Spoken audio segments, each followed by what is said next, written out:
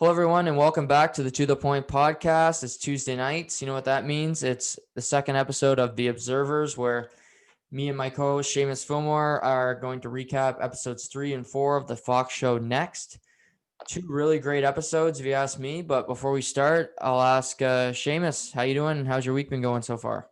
Did pretty good, man. Yes, nice and relaxing. Just deep into heavy studies now as I approach my third exam, and yeah, everything's been good on my end. What about you? Good. Yeah, no, work's been busy and planning on podcasting. I podcast yesterday, tonight with you, tomorrow night, and also a special interview that I have lined up for Thursday that I'll get into at the end of the podcast. You're a busy man. But yeah, just burning at both ends. But how do you feel confidence wise about your third exam? It's going to be tough, but if this week goes well and prep goes well, it should be good. But either way, it's going to be a difficult one. Well, I know I have all the faith in you, and so do all the listeners. Appreciate it. So Thank you. when you pass, we will make sure everybody knows that here on To The Point. Even if you don't, you will. Okay, sounds good. If you 'Cause don't hear, there's if you no don't hear failing. anything about it, just don't bring it up. That never happened. Right. It's like I No, never wrote it. it'll never be brought up again. There It'll you go. put the muzzle on, just move on. It's like Fast and Furious 7. We never Oh. talk about it again.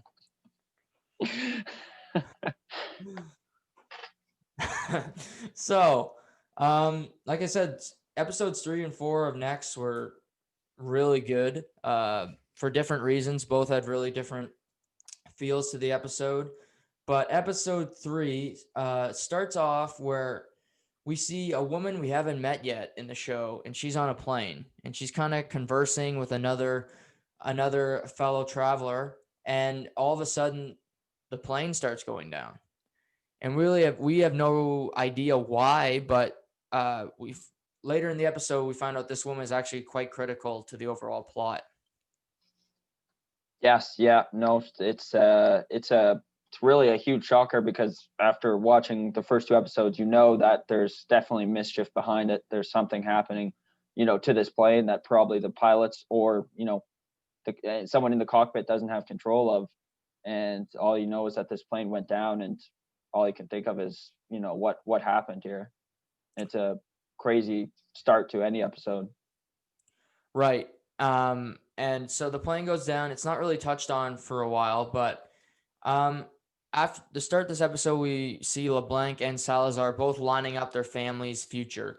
So LeBlanc wants his daughter to come into basically be with him where she's safe. She declines the invitation. And then Salazar's husband and her son Ethan are going to a remote location where there's basically no internet, no TV, no cameras where they can be spotted. Yep, it'd be boring for a kid, that's for sure. Yeah. But it's yeah. So I mean, it's like you said, there's a lot of resistance from the daughter still. She doesn't have a full idea, and it's not like LeBlanc's telling her anything what's going on either. It's more like, you're in danger, but with the trust issues that she has already, I mean, it's very tough for her to just pick up her life and go with him, clearly.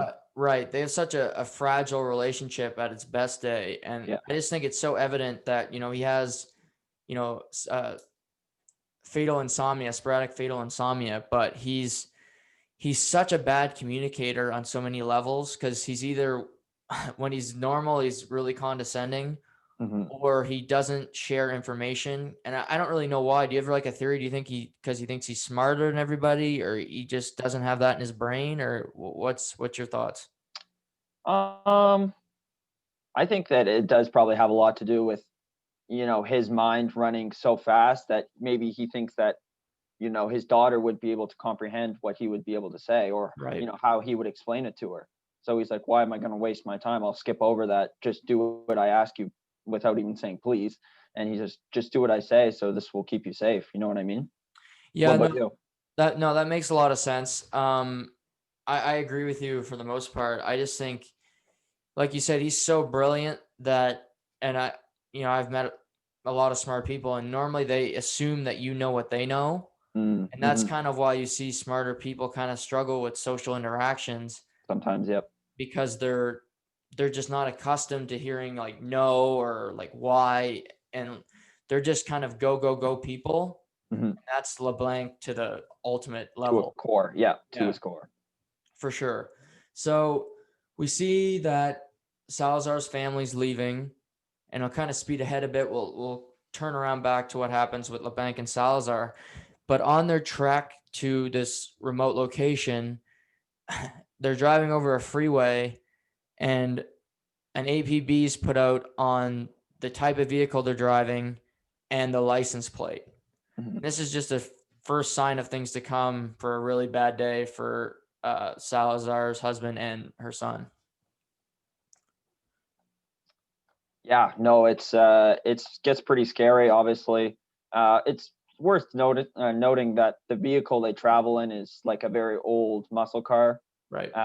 So there's no newer technology. There'd be no way for Next to be able to trace this vehicle. So it kind of finds out different ways in order to get to them and find out where their location's at. And we'll get into that in a second. Yeah, no, exactly. And also, they're driving an older vehicle, so it wouldn't be hard to identify it. Yeah, Also, exactly. like Yeah. they're driving through really small villages, towns, kind of Hmm. Rexton-esque in a sense. Hmm. And it it it made you think. It made me think, that's for sure, because this show, obviously it's a TV show, so there's gonna be some stuff that's a little bit exaggerated, but this is not out of the realm of possibility. No, very real, very scary to think that something like this could happen to to anyone. And obviously, I'm sure you were going to get into it, but this notification goes around on all these cell phones to all everyone who's at this market that Ethan and the father stop to, and they're doing their normal thing. They're getting groceries, probably getting ready to huddle down in this cabin that they're going to. And the next thing you know, all these people start looking at their phones. The husband looks down and he sees that the clerk's phone goes off and it's Ethan's face saying, missing child. If seen, report to police. Right. And so yeah, they're traveling. They stop at this little vegetable market because they don't want to get fast food in order to be seen by Next. And an all points bulletin or an Amber Alert is put out, and it goes out to everybody's phone at the market. And while they're there, the father can clearly tell because he gets it on his phone, and then he sees everybody looking down. Yeah. So while they're there, they're forced to abandon their vehicle, all their supplies, everything. He Hmm. just he's forced to take off with Ethan into the woods because he knows that these people probably will apprehend him at the very least. Yep. Exactly. So meanwhile, while this is happening, Salazar and LeBlanc head to Dartmouth because that's where they tracked the next signal at the end of episode 2, and they figure out it's in Dartmouth, New Hampshire.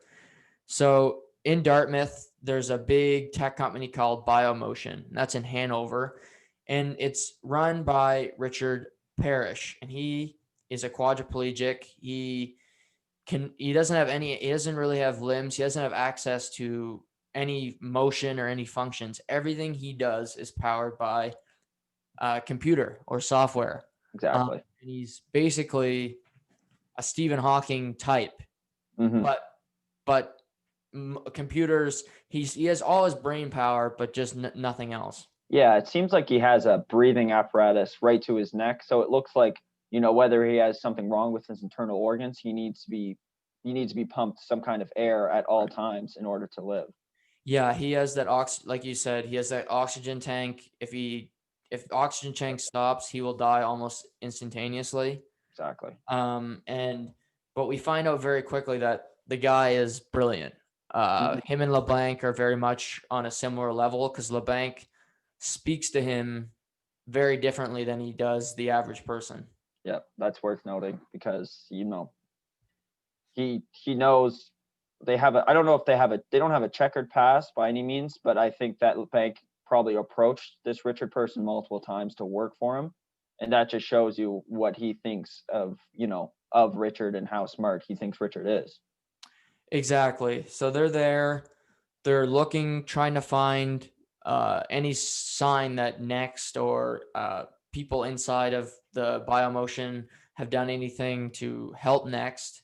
Mhm. And there's some early signs that maybe there has been, because Parrish is very uneasy. The way, even with him talking through a computer, just the way he says things are very weird. Mhm. He's not really giving them a lot of access. And they have this other fellow that follows them in every room they go to. Every server room, he's there. So LeBlanc and Salazar kind of get their antenna goes up very early into the visit. Mhm. Exactly. Yeah, there's definitely that unsettling feeling going on, and I mean, LeBlanc knows this man quite well, and I'm sure he knows him well enough to know that when something's wrong, but he doesn't have a. I don't think he has a distinct point at the beginning of what happened to him. Right. So they stop, like I said, they're going through the server room. Um, and while they're in there, back at the FBI headquarters, the team's having some problems. One of the female aides has all her tires are flat, which is really strange. They're having data leaked about them. So like Ben he's like a black IT pretty smart guy. Mhm. He's having his information like credit cards, things of that nature leaked. And more information about CM Burton, who has this checkered past of kind of white supremacy, also has his information leaked. So it, it's not completely uncommon for Next so far, but it also made you think like, okay, this is for a reason. Like they're attacking now for a purpose. Exactly, but you got to think with, with the air being out of her tires, like how, like there's no way for any vehicle to just do that on its own. You know what I mean? So you got to think that there is maybe someone or something helping Next do these kind of do its biddings. You know what I mean? Right. Yeah. We know definitively that it's not just a computer. Obviously, the computer can do things, but Hmm. a human being had to create the system. So Yeah. the system can gain information, but like you said, we saw in their first episode where they went to Zava, the guy who had the gambling debts had them paid off, and he did Yeah. Next's bidding. So this could be a similar thing. It could be, multiple people getting paid to work for this person, but it's definitely sketchy. Hmm. Hmm. Yeah. I mean, with CM's past too, as well as you mentioned, there is a lot of, I'd say, turmoil between the team. They're Mhm. not a perfect team by any means. They seem to struggle with things, and they seem to struggle with him being part of that team, especially Ben and the girl. I forget her name at this time, but anyways, she seems to not like him particularly, and there's no, you know, we know why, obviously because of what he has done, but more of his Right. past comes into light later on. Yeah, we learned that she's kind of like a civil rights activist, and she fights for people like the lesser people. And um yeah, she's not afraid to take shots at him basically every time. Even if he Hmm. does something right, she will try to belittle him a little bit. Hmm. But to his credit, he takes it on the chin Yeah, it and doesn't. very open and honest about his faults in the past. And he's given us no indication that he's, a rat. Yeah, exactly. Yeah. So yeah, that's all happening. So at this time, the Salazar's husband and Ethan are walking through town trying to basically find a vehicle maybe to get the hell out of there. Hmm. But this vehicle is following them down different streets. And at first I thought it was going to be something way worse, but it was just a civilian. And Hmm. he kind of pulled in front of them and said, I seen you on the Amber Alert. I'm going to need to take that kid from you. Hmm. Of course, the father is up in arms, but then about 5 or 6 other local townspeople come help, and Ethan is separated from his father temporarily. Hmm. What are your Yeah, thoughts on that? Like, what, like that could happen?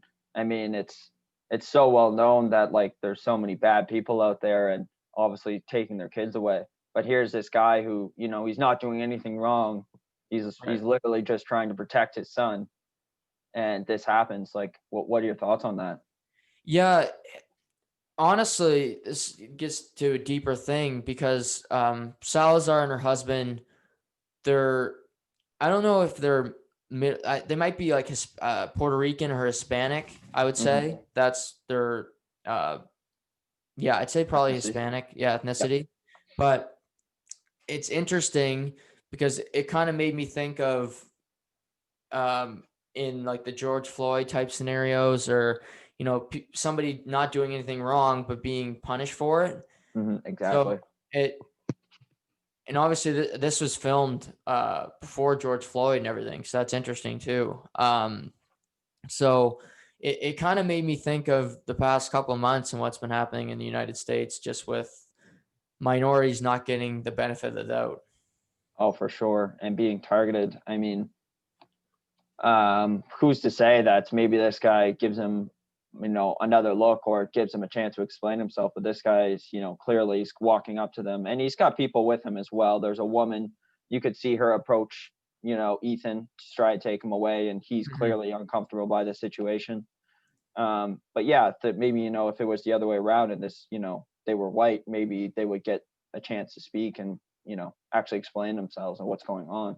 Right, and you think of other shows like if it's Stockholm syndrome, they will still stay to their captor. But Mhm. this, you could tell this was a different dynamic because the kid was not afraid at all. And it wasn't like he was calling him dad. Mhm. So, but these people were not going to give them the benefit of the doubt. Mhm. So at this time, it looks terrible. It looks like they're going to be separated. But back at FBI headquarters, CM Burton is like we said, he's got a checker pass, but he's pretty smart. He Mhm. calls the it's a member of like the of a technological part of the FBI that does Amber Alerts. Mhm. And he tells this guy on the phone, who's just another employee, that he made a mistake and he's got the wrong license number, yada yada yada, and that he could Mhm. be in big trouble. Yep. And of course, this young guy on the other end of the phone is shitting his pants. Mhm. And CM says, "No, no, don't worry, I'll take care of it. Like, I remember you from training, just bullshitting him." Mhm. So, and he does a really good job, and he's able to call off the Amber Alert. So, police pull up to Ethan and Salazar's husband and say, "No, it was a mistake. Yep. They're a family, like these are father and son, and they're free to go." Mhm. However, I did find it interesting. The cop offered Salazar's husband a ride, and he didn't take it. Yeah, I mean, after that, you feel suspicious, and at the back of his mind, he has to know that, next is trying to watch him and trying to follow him at all moves. So I think Right. that came into play to that decision as well. Like, if I get into this cop car, who knows where he's gonna, take me, or, he's gonna be able to know where I am. Right. So I'm sure that had to play the factor as well.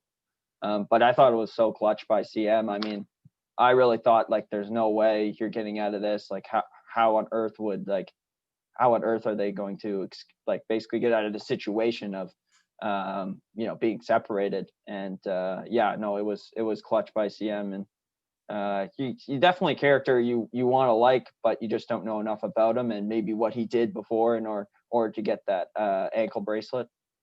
Right. Yeah, I agree. He's done nothing for you to hate him, but you have a little background knowledge on him, and you're just like, well, why is he part of the FBI? Like Hmm.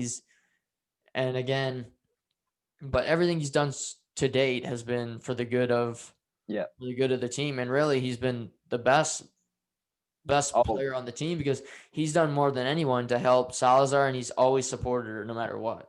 exactly. Yeah, believed her for since day one, which I don't think the other two team members No, did. no, exactly. And so at this back in Dartmouth, Parrish basically says, "I'm sorry you guys couldn't find any information," and he's Hmm. basically trying to get them out the door as fast as he can. But LeBlanc and Salazar both are calling bullshit on him. Mhm. And they're saying, okay, when everybody goes home for the night, we're going back in. Yeah. And before they do that, they're both sitting in the car. And we do see a really interesting scene where LeBlanc opens up and Salazar does, and they start they start to bond a little bit. Mhm. Yeah, no, it's a good like it is actually a nice moment because LeBlanc is such a cold-hearted dick. And you're like, is he going to be like this for, whatever 10, 11 episodes? But you do see a softer side to him clearly when he does get a chance to be himself and open up. Yeah, exactly. So and so this happens. They're in the vehicle. Um, Salazar falls asleep for a few minutes because she hadn't slept in like 2 days, just Mhm. like LeBlanc, and he's like, "Oh, you're going crazy," just like me joking with her. Um, but they decide to go back in, and they think nobody's there, but Parrish is in his office, and they learn that Next has had control of Parrish for 2 to 3 weeks. Yeah, full He's control. full control. He couldn't do anything. His Mhm. brain was basically controlled by them because with hacking into a software, like we mentioned, he doesn't have any limbs. He can't function. Mhm. So they were basically holding him hostage by saying, "We'll keep your oxygen tank on, and you'll just do whatever we want." Yes, yeah, like he had a choice really, like, Yeah, it's either die or you're gonna do what we want you to do.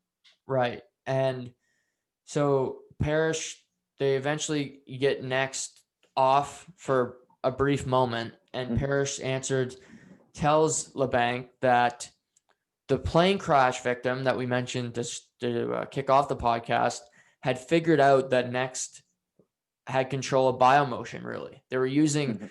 Biomotion is this company that creates new technologies, technological dogs, just different apparatuses to use technology. Yeah, And she found out about it, and she was going to expose them, but they hacked the plane so that those secrets couldn't be leaked. yeah, they die with her. They died. The plane went down, and that secret died with her. Kind of like the doctor in the first episode. Mhm. They kill the people that they see as a threat to their long-term goals. Yeah, tie up loose ends.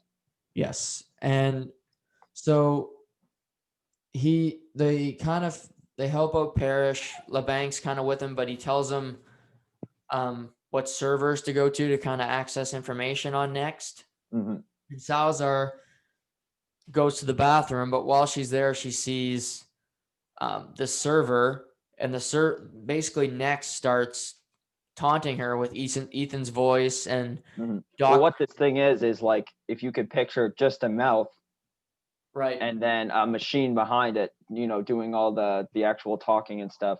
And she hears this from another room, and it's Ethan's voice, and she's right away you could tell that she's like startled, and she goes up, and then it's like you said, starts taunting her, and you know, clearly upsetting her. Yes, and she starts hitting the mouth and basically breaks it until it stops talking. Yeah. But at this time, Next gets access to different servers in Biomotion, and it accesses the usage of the mechanical dogs, and also they start to attack Salazar. Hmm. And LeBank's trying to figure out how to shut them down, but before he can, one technological dog actually um, unplugs Dr. Parrish's oxygen tank, and he passes away. Yep. Yeah, it's a pretty gripping scene. As soon as the dog pulls it off, they're in a locked room, and Next closes both doors right before both Salazar and LeBlanc can get there. So you got to think like even if they had that extra half a second or extra second, they would have been Mhm. able to save him. But yeah, no, it's pretty sad. I mean, LeBlanc obviously this is his friend, longtime friend, and he loses him right in front of his eyes. And this guy gives key information, I believe, to LeBlanc, against defeating next. Yeah. So, for it's almost as if this was kind of a sacrifice for Richard Parrish.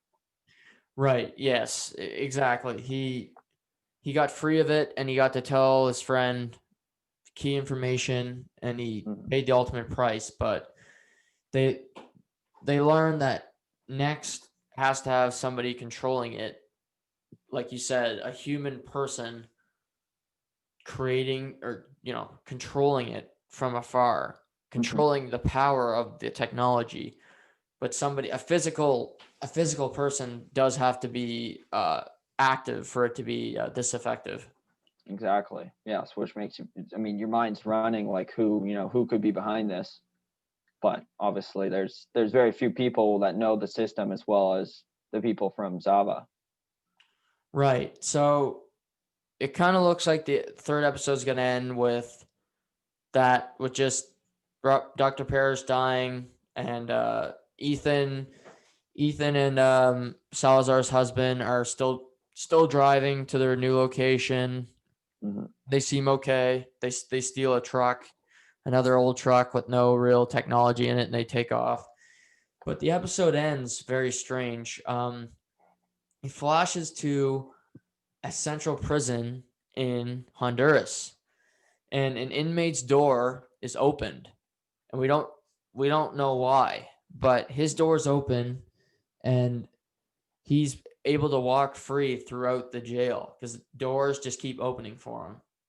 And he only kills one uh, guard because that's all he has to kill. But he's basically getting a free pass out of the prison because all the other guards are directed in opposite places. And we don't know who this guy is, Hmm. but we do see that he has a cross On the back of his neck. on the back of his neck.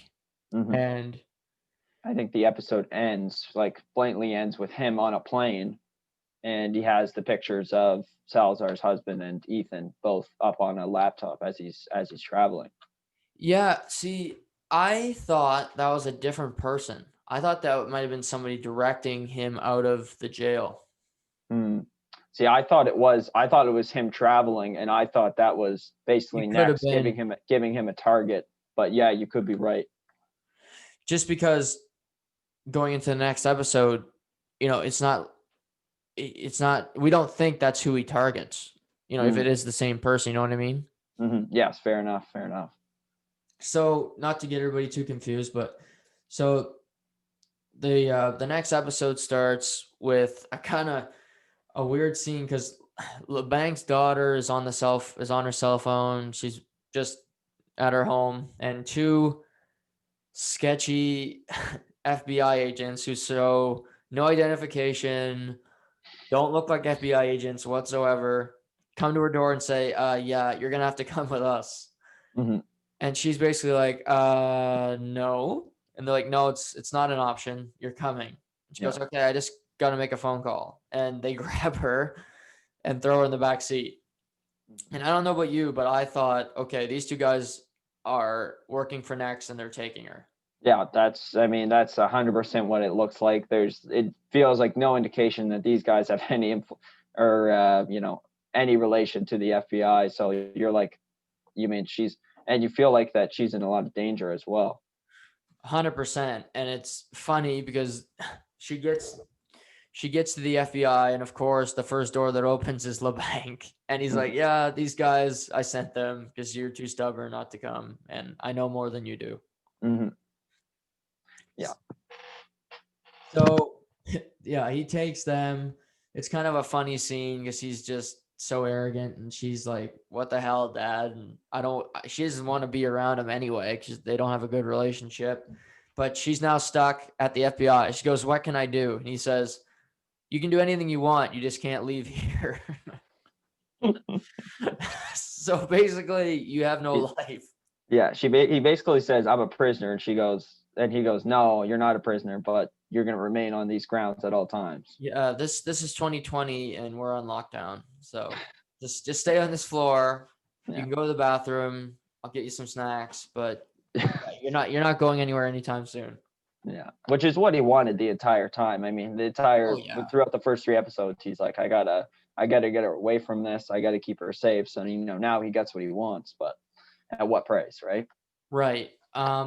So now we also, before that, I forgot to touch on, while LeBlanc and Salazar are still in Dartmouth, Paul's brother, who still is a big owner of Zava, sends about 10 to 15 employees to Biomotion Hmm. because he figures out that that's where Paul is. Through the daughter, yeah. Through the daughter, yeah. We find out they communicate often. They kind of have they obviously are uncle and niece, but they seem to have more of a father daughter relationship, I'd say. Yeah, I feel, you get that right over one phone conversation. Like, he's like, actually, like, hi, how are you doing? Like, Right. what's going on? Like, what's up with your dad? Like, actually very concerned for her well-being. Yeah, he was like, "How was your date?" Like Hmm. he did fatherly type things that Paul has no idea how to do. Exactly. So he sends them there, and they find out that Parrish is dead, but LeBlanc and Salazar deleted all the security systems, so there's no footprint that they were even there. Hmm. And we see Paul's brother show the first signs of being a bit of a different guy because he starts freaking out. Hmm. Hmm. Because Exactly. he's worried about Zava and it going down because he's gonna have nothing to show his shareholders. Exactly. Yeah. No. So he's on the phone with, I would say his right hand girl, who's basically there with the team, trying to recover any information they can, and he's just like, okay, like that means like you guys gotta get the f out of there right now because before someone comes and finds you. Right. And so he he's worried about it. We see him later in the episode, but before that, LeBlanc and Salazar meet with the FBI director, and Hmm. he's never believed them since the start of this. But LeBlanc, he's really condescending to this guy because the guy doesn't believe them, and he basically describes next as a way worse plague because Hmm. you can get a vaccine for a plague, or at least that's what they tell us in 2020. And but this next will only get worse progressively. If you don't stop it early on, there's no real cure for it because Yeah. if it gets more and more information, then it's harder and harder to stop. Exactly. Yeah. So it just gets stronger and stronger. It seems like with each episode, and smarter as well. Like we saw in the last episode with the Harbor Alert. Um, and yeah, so they're trying to explain to this guy like this is a serious threat. Like we actually have to pull all resources and try and figure this out and try and beat this. Right. And he gives them permission to take this case on head on. Mhm. LeBlanc basically becomes a co FBI agent in a sense, or at Yeah. least a partner, Hmm. and the whole team is told this is your case. Take down next, and your resources will be put towards this. Hmm.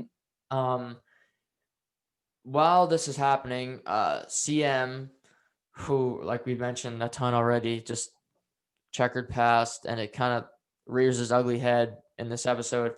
Hmm. He's making a Exactly. call to a woman that I thought was like the mother of his son. It could have Hmm. been his sister, but I think it was the mother of his son because he wanted to speak to his child. We don't see the child, but he says I want to talk to him. She's like, no, you're not doing that. And the man with her, who's like a family friend or like a brother of some sort, he is the guy with the cross tattoo, Okay. Yeah. or he's one of them for sure because I Hmm. think he's either a guy that is working. Obviously, he was working for Next, as we see in this episode, but I think he might have been one of the people because he does have tattoos. We do see it later on in the episode. For sure. Yep. So CM wants to talk, but he's there. And after this happens, it's leaked that CM actually stopped a huge white supremacy group from uh, from having from an a huge, attack, basically. well, yeah, a huge terrorist attack. And Yeah. what the result was these people must have been all staying in the same location, and that's not just men. Like there was women and children, I'm assuming. And what happens? It ends up being a kind of a gunfight. You don't get to see this, but you see this through news headings and stuff like that, and maybe website stuff. And what happens is two men, and a pregnant woman both end up shot and killed. Yes, exactly. And this big terrorist attack was called Back Ridge, and it was stopped. That's it. CM was the informant, basically. He ratted on it, and he got immunity in a sense because he still has the ankle bracelet, but he turned on his white supremacy people, and he's kind of seen as a turncoat to many. Mm. And his Hmm. identity has been hidden for a while now. Yeah, you could definitely tell he's in some kind of witness protection and being hidden away from these people who, maybe want to try to get at him. Right. So after this happens, a group of protesters storm the FBI, Yeah. and they're very angry. They want a piece of CM. They want him dead, really. Hmm. And while this is happening, they get a tip that a man in the group of protesters is a shooter. Yeah. And a police officer goes to him, tells him he's got his hands in his pocket, and tells him to pull out his hands, show his hands. And the man refuses to do it. He asks him 3 different times, kind of standard procedure, but the cop fires him with the taser. But what happens is Next uses this thing called a deep fake. And a deep fake is where you doctor an image or video to make it look like something happened that didn't happen. So Hmm. in this case, they changed the video to the cop shooting The man. this unarmed man. Yep. And it sparked more protesters, more online hatred to Hmm. police, and only made the situation even worse. But deepfakes are something that we actually see in society now. Celebrities seem to do it often, companies Yeah. as well. Oh, 100%. I mean, it's easy as, oh, that girl, made her butt look bigger, Right. except to a way bigger scale in the sense that, you know, they were it made a situation that was probably not as harmful look way worse than it actually was. And, who's to say that this, doesn't happen in real media, or who's to say that news doesn't, you know, do this sometimes just to get a bigger story or get a big reaction out of their viewers, you know what I mean? Oh, exactly. I think it happens way more often than people even know because people can do it so well that it's basically impossible to track. Exactly. And for the Some people naked used eye, to do it really sloppy, and you could yeah, tell. yeah, oh yeah. But to the naked eye, some of these you would have no idea unless you saw two images or two videos side by side what was real and what was make believe. Right. So the protesters outside, they even know that he was tased, but it still sparks tons of hatred. Hmm. They start hammering on the door of the FBI. They're really mad. And while inside, the FBI people, I think, are safe. They know they're safe for the moment, Hmm. but CM's in a tough spot because he knows they It's want him. him, but Yeah. they're not letting him kind of face the music, and he's still up there. He's in a weird spot.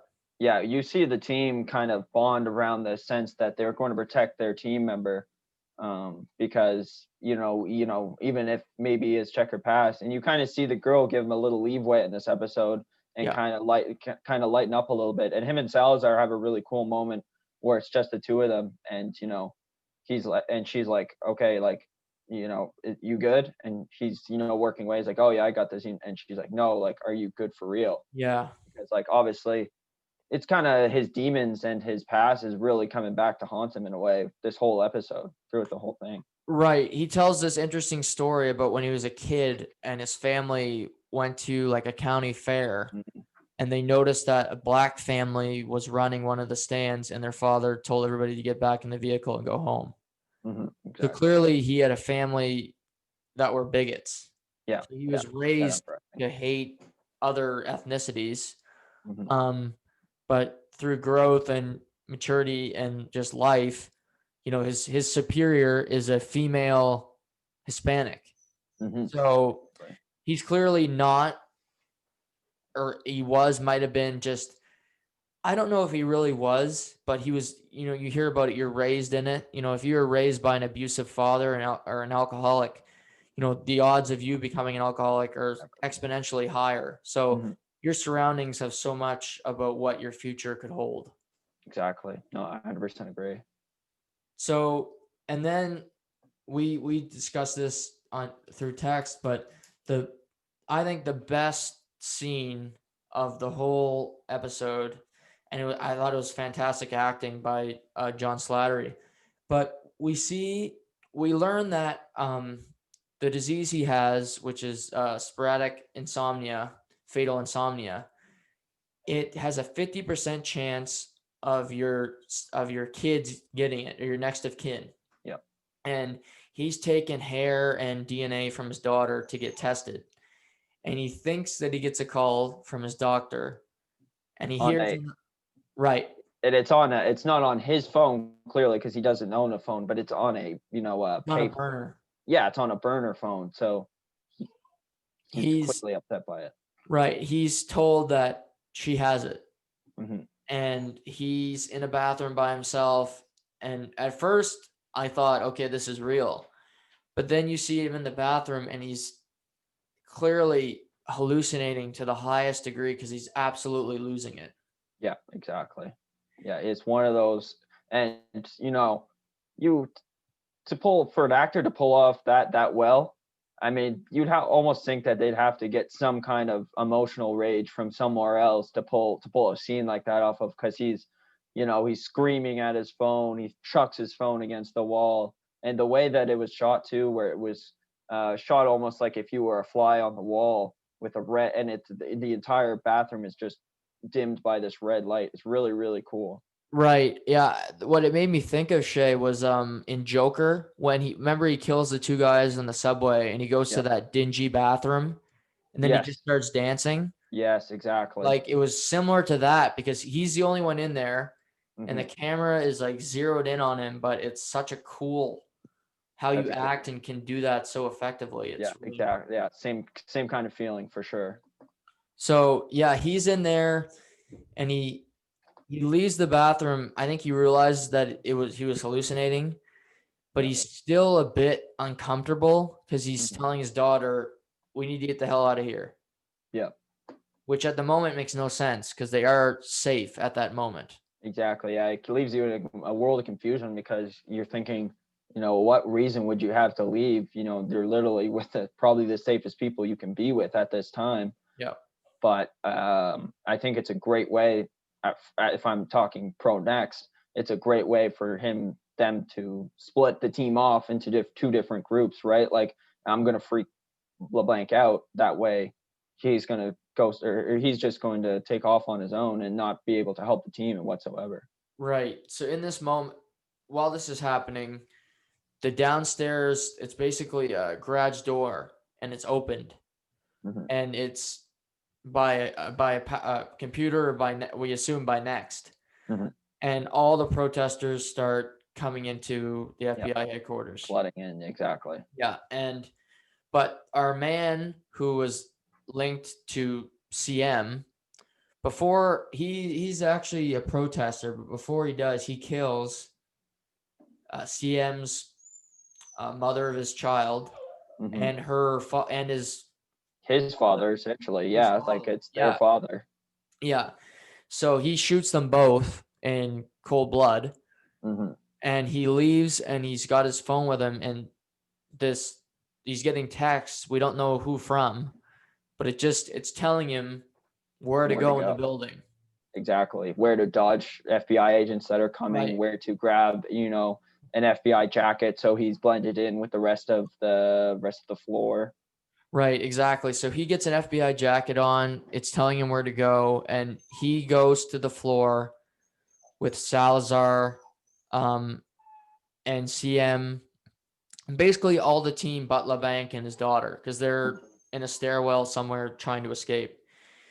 And this is where the episode really, we see a huge shift, because this man yells CM Burton, and he rips his shirt open, and we have no evidence of this the whole episode. It's Yeah. complete shock. He has a bomb attached to him. He's strapped. He's Like, strapped, and the episode ends with him pulling the cords for the bomb to go off, and the FBI director is tackling him to the ground.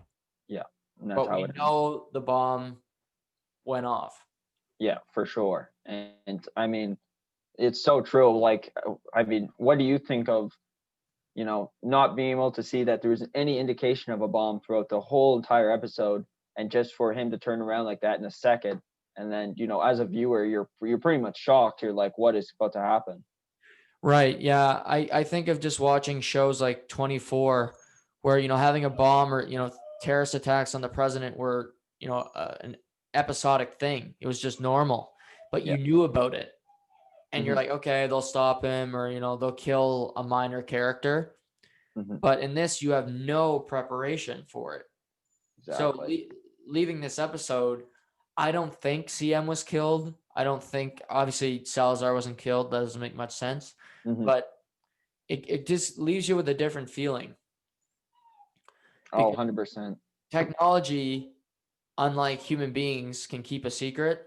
And I think that was the producers kind of telling us that, technology and, human beings won't shut up, but technology was directing this man, and they gave us no tell that something was this bad was going to happen.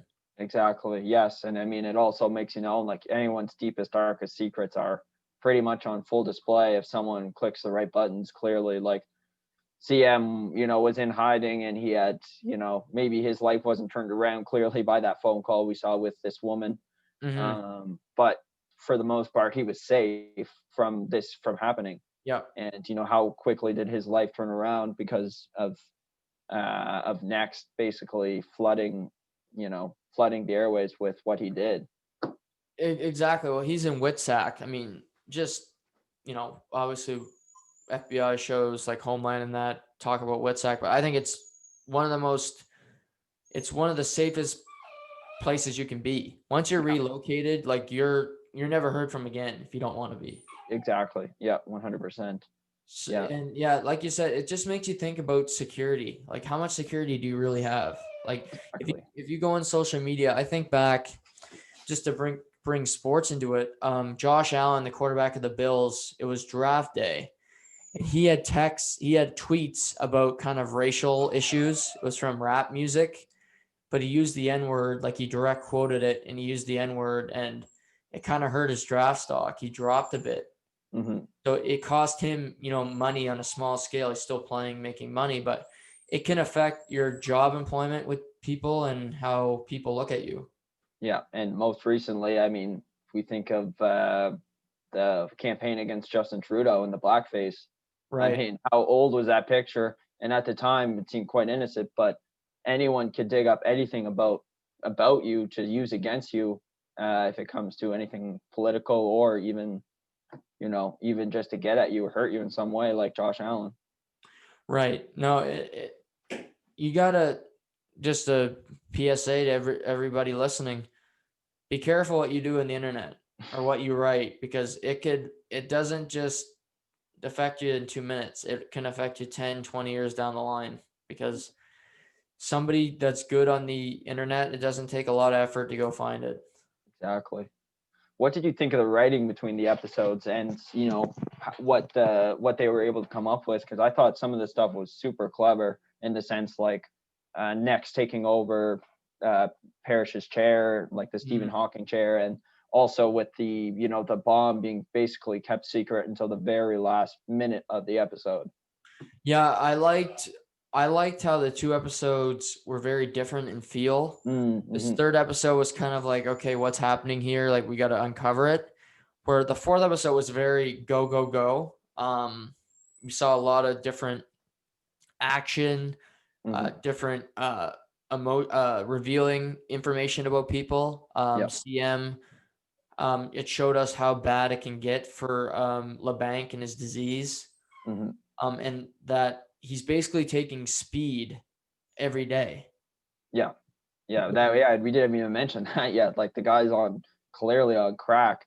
Yeah, Just to I don't know, is it to stay awake? Is it to keep him sane in a way? I don't even know. I What is I he think taking? maybe because he can't sleep, like you think your brain would shut down or like Hmm. you wouldn't be like as quick. So maybe Yeah. he's taking crack just so he's always at a 10. Hmm. And I feel we didn't mention it, but the father and the son Right. Yeah. do make it to their cabin, which is of course like there's no technology in the place. It's like it's your typical backwoods cabin. Um, but they leave to go get maybe some supplies or something. And when they get back, there's clearly someone downstairs doing something, and the guy automatically grabs a gun and gets ready, and then someone opens the door, and it's a plumber, but Yeah. we're not 100% sure on that. He's a scary guy, or not a scary guy, but like he's a suspicious looking guy. Yeah. Yeah, And he seems innocent enough, but the direction of the show so far, I don't trust the guy 100%. and we talked about it too. The actor, you brought it up. The actor is a Yeah. very well known bad guy. So I mean, that's a well indication that this guy is clearly up to no good. Right. Yeah. The last show I watched him that he was in the show Gotham, and he was like a mobster, and I've seen him on a couple other shows with like De Niro, those type movies, and he's Mhm. always a villain. Yeah, So I just can't see him being, turn heel here. and he plays Joe Blow from down the road. Like, oh yeah, I just come up here and fix this cabin once in a while. Like, Yeah. how would you even know if you weren't in the cabin in the first place? Right. That's just my detective skills. But like, see, this guy just drop by every 2 days to see what's going on, or what? Right. No, it's I think it'll be a storyline forever because it's not going to be that easy for these two. They're not just, No. leaving the show and they're all safe down there. Yeah. And Salazar has no communication with them. So she had no idea about the Amber Alert, about anything. Yeah, and that's all part of the plan to keep these guys safe, is by basically cutting off any communication so that Salazar wouldn't be able to give away the location of these guys, right? Right. But obviously, I mean, with this next, it seems like anybody's accessible at any time, really. Yeah, no, exactly. So yeah, that's the 2 episodes here tonight. Both were really good. We I thought the acting was great. The storyline keeps building, keeps progressing, and Hmm. who knows? We still left a little bit uncertain because we don't know if anybody's died. If the building might start to collapse a bit or what will happen next. But a lot of questions to be answered in episode 5. Oh yes, I can't wait. Can't wait to get to it. So yeah, next week we'll be recapping episode 5 and 6. This time next week. But before the show, Shamus brought up a good idea, and we're gonna give you guys just a show to watch, maybe not to watch that we've been viewing, just to give you an idea of what you should or shouldn't be watching. So, which way do you want to take it? Should I show you've watched that's good, or something to steer away from? Uh we could go with a show that's good or that's piqued our interest, maybe, and Yeah. maybe just say why it's piqued our interest or what's different about it. And I'll let you start. You brought up a pretty good one earlier. What was Yeah, that I one? watched episode 1 of Your Honor last night before the football game, and it's starring Bryan Cranston, and he's a judge, and he's kind of got a Walter White feel. This character, he's dark like Walter. Hmm. You'll see early on he's got to actually be the judge in his son's case, which is really interesting. But give it a watch. I also recently started Homeland. Fantastic show so far. I think I'm about 7 or 8 episodes in. The star is a phenomenal actress, and Damian Lewis is in it as well. So 2 shows to keep an eye out. Obviously, Homeland's been around a while, and I'm kind of late to the party on that one. But how about you? I first of all, I just want to say I watched the trailer for Your Honor, and yeah, you're right. That show is going to be it's going to be good. There's a lot of ways the show can go, and I really I think it's going to be good in the sense that Bryan Cranston always kind of brings a great performance. Mm-hmm. So I'm looking forward to that. For shows I've watched recently, this is probably some people have watched it, probably some haven't, but The Queen's Gambit on Netflix. It's a small 7 series. I'm just on the last episode now, but I've enjoyed it thoroughly. It's kind of a nice little story, and she's a pretty dynamic character, and it's kind of seems like it's weird in the sense that she's just different from a lot of people her own age, and she takes a path that's that women at that time probably didn't take, and being a great chess player. Right. But it's interesting, and I'd recommend it if anyone's looking for maybe a weekend watch per se. It's about an hour episode, but it was good. It was a good watch. Good enough. Just for a comedy, because I know they're basically irrelevant now. I everybody watch Letterkenny. It's really stupid, but it's really funny. Just it's a Canadian show. Most of the actors are Canadian, so show some support to a good Canadian show. Just Local businesses, yeah. yeah, exactly, and it's funny anyway. Yeah, It's lot and there's a lot of it too. There must be like 10 seasons of that show, isn't there? yeah, I think a new season's coming out on Christmas Day on Yeah. Crave, so catch up now. And but no, it's a good laugh every time. Yeah, exactly. So yeah, that's all we have for you this week. Shamus, what's on your docket the rest of the week? Nothing major, man. Just put my head in the books and just work, and just try to relax a little bit, because stress will get to you. It's hard to just sit there and study and work all the time. So you gotta pick in things that you like to do, and not being able to get out now that it's getting a little colder here, obviously is it's tough. Probably not as tough for you as it is for me. But yeah, so you just try to get in things you like, and try to get in a little exercise too. What about you?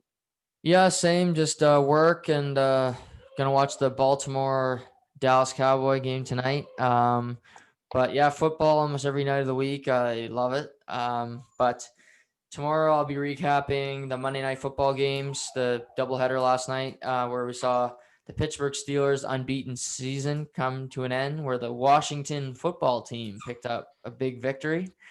And yeah, I'll be recapping that. Obviously, Jalen Hurts taking over for Carson Wentz. So some cool storylines. And Thursday night, I'll be joined by QMJHL scout and MHL scout for the Fredericton Red Wings, Craig Eagles. He's a writer. He's a scout. He covers the Q, most of the maritime teams. So I'll be chatting with him about scouting, minor hockey right now, wide registrations going down, why the game's kind of suffering, primarily in New Brunswick, and just the game as a whole, just chalking it up with another hockey mind and having some fun Thursday night. Oh, can't wait to listen to it, man. So yeah, that's what's happening here on To The Point. Always content coming. Me and Shamus will be back same time next week. Everybody have a great week, and we'll talk soon. See ya.